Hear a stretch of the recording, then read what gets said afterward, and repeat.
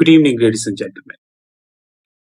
This side, Rahul Magan here is a Group Chief Executive Officer, Treasury Consulting.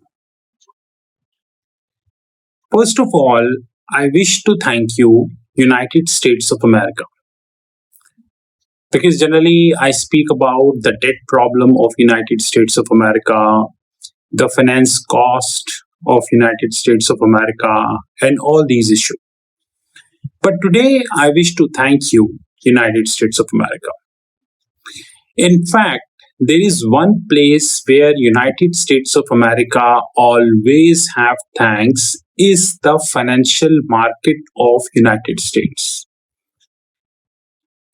Effective 2007, when I started my treasury career, there is hardly any time when I not believe that the scope, size, and the veracity of United States financial market is something which cannot be captured in the textbook.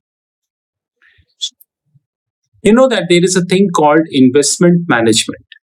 There are many asset management companies who are in the world. Many are known also, and many are not known also. There are asset management companies who are holding even trillions worth of asset under management, and one statement by them creates panic or volatility in the market. Debatable or not debatable, but this is a reality. Ladies and gentlemen, according to the public information, which is little old, few years ago, the total investment management in the world is about 20 trillion US dollars. Now, first of all, I do not agree with this figure because 20 trillion US dollars is a very less according to my common sense, because this figure must have been 40, 50, or maybe 100 trillion. But anyways, and out of this figure, the collective investment schemes, shortly known as mutual funds, exchange traded funds, and all, they hold the maximum portion out of that. The minimum portion hold is by the closed-end funds. We would have separate videos about closed-end fund, but having said that, today we would be talking one of the key integrants of collective investment schemes. Generally speaking, collective investment schemes are categorized into two parts. Number one is definitely the mutual fund. And number two is definitely the ETF. By ETF, I mean exchange traded fund. Exchange traded fund is one of the fantastic invention by whosoever in the world of financial market. It is said that exchange traded funds are passive in nature. By passive means they track the index and sleep. So if index is plus, they are plus. If index is minus, they are minus. It is said that. But I strongly believe that index traded funds are of both categories. Number one, they are not only passive in nature, but also active in nature.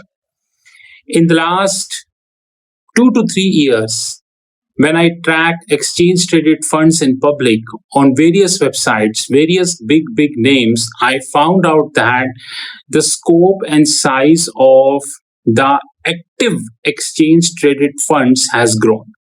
But how an exchange traded fund originate? That's the most important thing which we need to answer.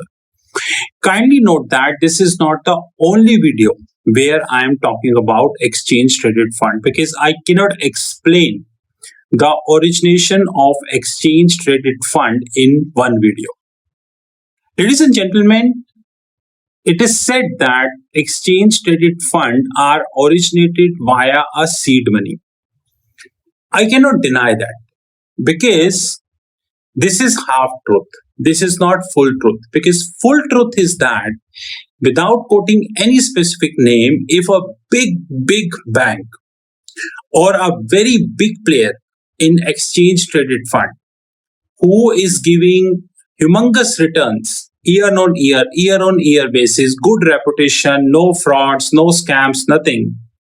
If they would be launching any exchange traded fund, then people invest blindly because of their name. But on the contrary, if any new company who is coming up in the field of exchange traded funds, and they wish to launch any exchange traded fund, they need to work around. They may or might not need something which is known as seed money. One thing which we really need to understand is that seed money is something which is given up by the two kind of players. Generally, it is given by high net worth individuals, and sometimes it is given up by alternate investment funds also. Unfortunately, when it comes to black and white, which means in writing, it is not there that alternate investment fund cannot invest in exchange traded fund. There are many jurisdictions in the world who are allowing alternate investment funds something which they want. On the contrary, there are many jurisdictions, without quoting any specific name, who are not allowing alternate investment fund, which is technically known as ring fencing. Now, ring fencing means that, if there is a bank, or there is an ARC, asset reconstruction company, or there is NBFC, non-banking financial corporation, or probably there is an AIF or private equity, venture capitalist, or anyone, then they're supposed to be restrict for what they are designed. They are not supposed to enter into every arena of the business.